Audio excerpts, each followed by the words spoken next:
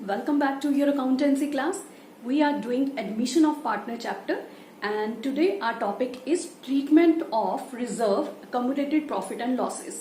हम ये topic already reconstitution में कर चुके हैं, बट यहाँ पर एडमिशन के टाइम पर जब इस तरह की चीजें आएंगी तब हमें ट्रीटमेंट में क्या करना है, इस वीडियो में आप यही सीखेंगे। तो सबसे पहले हमें ये पता होना चाहिए कि ये रिजर्व अकम्युलेटेड प्रॉफिट एंड लॉसेस ये हमें अवेलेबल कहाँ पे होंगे क्वेश्चन के अंदर। आप जब एडमिशन ऑफ पार्टनरशिप का क्वेश्चन स्टार्ट करोगे, रीड करोगे, तब आपको क्वेश्चन में जो बैलेंस शीट ऑलरेडी गिवन है, जो क्वेश्चन के अंदर बैलेंस शीट आपको गिवन होगी, उसमें ये इन्फॉर्मेशन आपको मिलेगी। लाइक यहाँ मैंने लिखे हैं कुछ पॉइंट्स। सबसे पहले जो पॉइंट्स मैंने लिए हैं वो रिजर्व के रिगार्डिंग लिए एंड प्रॉफिट्स के रिगार्डिंग लिए हैं। मैंने लॉसेस का ट्रीटमेंट यहाँ नहीं डिस्कस किया, उसके लिए नेक्स्ट पॉइंट लेंगे। Now, first of all, journal reserve, profit and loss, reserve fund, contingency reserves, workman compensation reserve and investment fluctuating reserve. इस तरह के बैलेंसेस जो हैं आपको वो बैलेंस शीट की लाइबिलिटी साइड पर विजिबल होंगे। तो इन बैलेंसेस को आपने करना क्या है जब एडमिशन ऑफ पार्टनरशिप का क्वेश्चन आप कर रहे होंगे। Here I have written something. At the time of admission of partners, we will write off among old partners. यहाँ ये लिखा है कि हम इन चीजों को राइट ऑफ कर देंगे ओल्ड पार्टनर्स के बीच में। एज ये जो भी रिजर्व्स कमाए गए हैं या जो भी ये प्रॉफिट्स हैं, जो भी फंड्स क्रिएट किए गए हैं, ये ओल्ड पार्टनर्स ने अपने बिहाफ पर क्रिएट किए गए हैं। तो एज पर द रूल हमने इनको ओल्ड पार्टनर्स को ही ओल्ड रेशो में ही दे देना है। मैंने हाईलाइट किया यहाँ पर ओल्ड रेशो, तो इसको आप अच्छे से नोट कर लेना कि ओल्ड रेशो में ही राइट ऑफ करना है। नाउ फर्दर एक मैंने केस 1 लिया है, इसे दो तरीके से समझा जाएगा इस कंसेप्ट को। फर्स्ट केस में मैंने लिया है when partner decide to close these accounts. इसे ध्यान से याद रखना, when partner decide to close these accounts. जब पार्टनर्स चाहते हैं इन अकाउंट्स को फर्दर न्यू बैलेंस शीट में हमने नहीं दिखाना, तब ट्रीटमेंट क्या होगा। या फिर आपका क्वेश्चन साइलेंट है, क्वेश्चन कह ही नहीं रहा क्लोज करने के लिए, या क्वेश्चन में कुछ और इन्फॉर्मेशन अवेलेबल ही नहीं है, सिर्फ ये फिगर्स आपको बैलेंस शीट में लाइबिलिटी साइड पर नजर आ रही हैं, तब भी आपने यही ट्रीटमेंट करना है।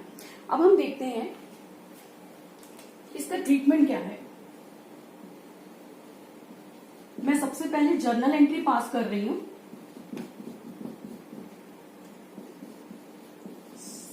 Profit and loss account, reserve fund account,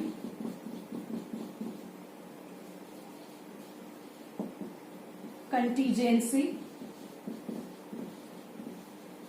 reserve account debit, workman compensation reserve account debit, investment fluctuating reserve account debit to old partners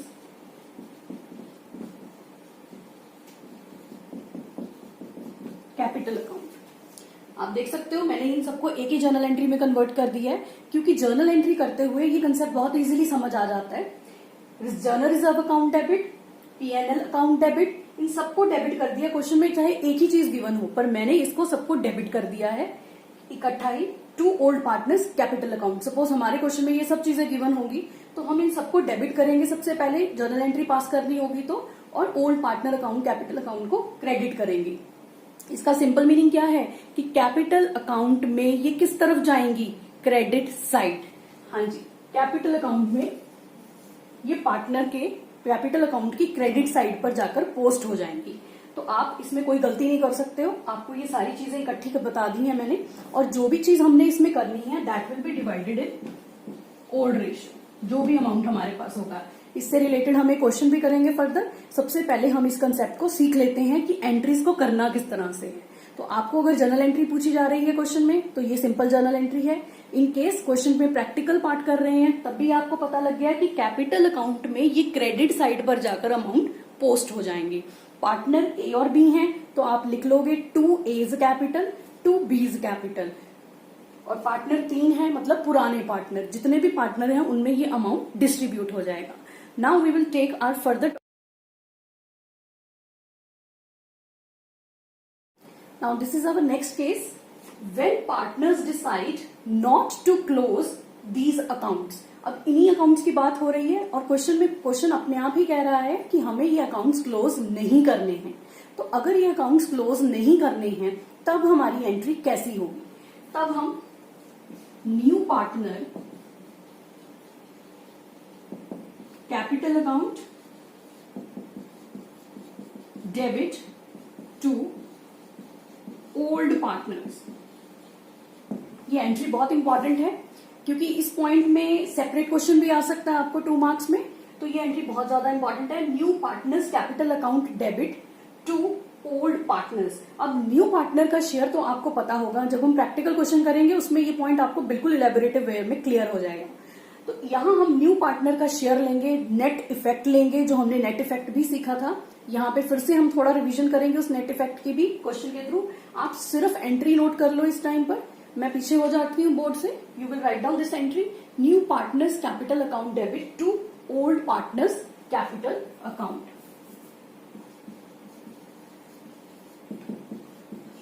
this is your final entry. यहां तक ये टॉपिक है, आप इसको जल्दी से नोट कर लीजिए। नाउ नेक्स्ट पॉइंट इज, अब क्वेश्चन के अंदर कुछ लॉसेस भी गिवन होते हैं। ये जो लॉसेस हैं ये हमारी एसेट साइड पर बैलेंस शीट में गिवन होंगे। जैसे अभी आपने liability side of balance sheet में जो रिजर्व्स और contingency reserve fund, workman compensation fund के बारे में सीखा है, वैसे ही सेम बैलेंस शीट की एसेट साइड पर भी कुछ इन्फॉर्मेशन गिवन होगी जिसका ट्रीटमेंट हमें इसके अंदर करना है। तो वो कौन कौन सी इन्फॉर्मेशन होगी? सबसे पहले तो उस इन्फॉर्मेशन के ऊपर फोकस करते हैं। Profit and loss debit balance. Liability side पर हमेशा आपको क्रेडिट बैलेंस गिवन होता है और एसेट साइड पर हमेशा आपको डेबिट बैलेंस गिवन होता है। Advertisement suspense account and the last is deferred revenue expenditure account. अब एडवर्टीजमेंट सस्पेंस तो आपको पता है कि एडवर्टीजमेंट का खर्चा है। डेफर्ड रेवेन्यू एक्सपेंडिचर अकाउंट भी उससे मिलता जुलता ही है। ये इस अकाउंटिंग पीरियड में इनकर कर रहे हैं हम अपने, और इसका जो बेनिफिट है वो फ्यूचर के 2 या 3 साल में आने वाला है। दैट इज वाई आज की डेट में हम इसको एक्सपेंडिचर बता रहे हैं, हालांकि ये हमारा डेफिड रेवेन्यू एक्सपेंडिचर है। तो आप आई होप ये अंडरस्टैंड कर गए होंगे पॉइंट कि डेफिड रेवेन्यू एक्सपेंडिचर हमने वर्ड क्यों लिखा है। तो ये सारी चीजें एसेट साइड पर नजर आएंगी बैलेंस शीट में सबसे पहले। उसके बाद आपने इसमें केसेस ढूंढने हैं कि ये कौन सा केस है, कि क्वेश्चन साइलेंट है, आपको सिर्फ बैलेंस शीट में नजर आ रहा है। लाइक यहां जैसे मैंने पहले लिखा था सेम मैंने वैसे ही लिखा है, when partners decide to close these accounts, या क्वेश्चन साइलेंट है, क्वेश्चन में कुछ नहीं बोला कि वो क्लोज करना चाहते हैं पार्टनर्स या क्लोज नहीं करना चाहते। तो अगर पार्टनर्स ने डिसाइड कर लिया है कि क्लोज करना है तो डेफिनेटली हमने जैसे पहले राइट ऑफ किया था अब भी राइट ऑफ करेंगे, बट साइड चेंज हो गई। ओल्ड पार्टनर्स कैपिटल अकाउंट अब डेबिट होगा। यहां पे एक और चीज मैं लिख दूं, ये करंट अकाउंट भी हो सकता है। जहां जहां भी मैंने कैपिटल वर्ड लिखा है वहां हम करंट अकाउंट भी ज्यूम कर सकते हैं, क्योंकि आपको पता है कि फिक्स्ड और फ्लक्चुएटिंग 2 तरह का कैपिटल अकाउंट होता है। तो अगर फिक्स्ड है तो करंट अकाउंट लिख लेना, अगर आपकी फ्लक्चुएटिंग कैपिटल है तो आप कैपिटल अकाउंट लिख लो, तब भी ठीक है। तो यहां पर old partner capital account reverse हो गया। पहले वाले केस में हमने रिजर्व्स वाले में इसको क्रेडिट किया था और अब लॉसेस वाले केस में इसको हम उल्टा कर रहे हैं, डेबिट कर रहे हैं। And profit and loss balances, वो जो बैलेंसेस बैलेंस शीट में गिवन होंगे वो बैलेंसेस हम क्रेडिट साइड पर लिख रहे हैं। इस तरह से ये बैलेंसेस जो हम लिख रहे हैं, ये सारे बैलेंसेस मैंने यहाँ इकट्ठे लिखे हैं। आपको क्वेश्चन में 1 या 2 पॉइंट्स भी आ सकते हैं, तो आप उसके हिसाब से अपनी जर्नल एंट्री पास करना। तो यहां पर ये सारी चीजें जो हम कर रहे हैं, अगेन ये हम कौन सी रेशो में कर रहे हैं? In old ratio. और पार्टनर कौन से हैं? Old partner. ये पॉइंट सबसे इंपॉर्टेंट है कि हमने कौन से रेशो में डिवाइड करना है और कौन से पार्टनर्स के अंदर इसको डिवाइड करना है। Here I have written same point. At the time of admission of partner, we will write off among old partners in old ratio. यही किया है हमने अभी, पहले भी हमने यही किया था। एंड एक और मैंने नीचे एडिशन किया है, new balance sheet in new balance sheet question mark. कि नई बैलेंस शीट के अंदर जब हम इनको राइट ऑफ ही कर रहे हैं, खत्म कर रहे हैं, क्लोज कर रहे हैं, तो नई बैलेंस शीट में इनका क्या होगा? क्या ये बैलेंस शीट में आएंगे? थोड़ा सोचो। आई होप आपके दिमाग में आंसर आ रहा होगा कि ये बैलेंस शीट में कहां से आएंगे, जब हमने ये राइट ऑफ ही कर दिए हैं। तो बैलेंस शीट में अब ये नहीं आएंगे, ये पार्टनर्स के अंदर हमने बांट दिए हैं। तो ये चीज का ध्यान रखना, नई फर्म की जो बैलेंस शीट बनाओगे उसमें इसका हमने कोई ट्रीटमेंट अब नहीं करना। Now we move toward our next case, case 2. Now case 2. अब केस 2 के अंदर देखिए पॉइंट क्या आ रहा है, when partners decide not to close these accounts. अब सेम रिजर्व की तरह यहां पर भी दो केसेस हैं और यहां पर भी जो सेकंड केस है वो क्या है, not to close these accounts.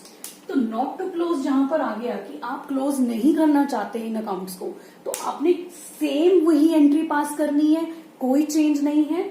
New partners capital account debit to old partners capital account. अब इसके लिए आपको एक तो नेट इफेक्ट चाहिए, क्योंकि आपके क्वेश्चन में P&L बैलेंस, जनरल रिजर्व दोनों गिवन हो सकते हैं, साथ में लॉसेस भी गिवन हो सकते हैं. तो हम इनका एक नेट इफेक्ट निकालेंगे. उसके बाद सेक्रीफाइसिंग रेशियो चाहिए होगी हमें इसके लिए. And the last is new partner का शेयर भी चाहिए होगा, क्योंकि न्यू पार्टनर को भी हम डेबिट कर रहे हैं. तो यहां तक ये पूरा कंसेप्ट था. आई होप यहां तक ये सारे पॉइंट्स आपको क्लियर हो गए होंगे. आप इस सारे पॉइंट को नोट कर लीजिए. Thank you so much for watching this video. And next video में हम इसका ही एक प्रैक्टिकल क्वेश्चन लेंगे, जिसमें हम ये सारे पॉइंट्स जो हमने अभी सीखे हैं इस वीडियो में वो कवर करेंगे, और इसको प्रैक्टिकली कैसे किया जाएगा उस क्वेश्चन में हम ये सारी चीजें पुट करेंगे. Before that I want you to write down this point on your notebook, and उसको एक बार रिवाइज करने के बाद ही आप प्रैक्टिकल क्वेश्चन किस तरह से होगा उसको एक बार देख लीजिएगा. तो thank you so much for watching this video.